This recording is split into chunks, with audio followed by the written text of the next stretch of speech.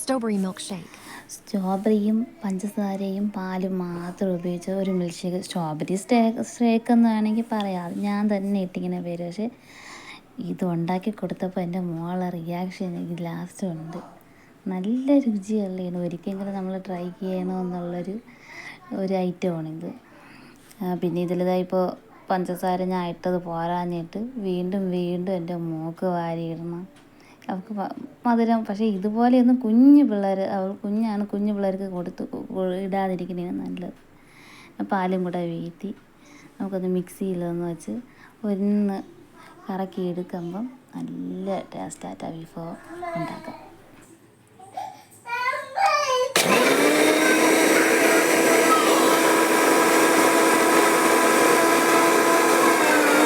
ജാറിൽ നിന്ന് ഇതൊരു പാത്രത്തിലേക്ക് മാറ്റി ഇനി വേണമെങ്കിൽ തണുപ്പിച്ച് ഐസ്ക്രീമാക്കിയും നമുക്ക് വേണമെങ്കിൽ കുടിക്കാം. പിന്നെ അല്ലാതെ ഒന്ന് മോൾക്ക് കൊടുക്കാം.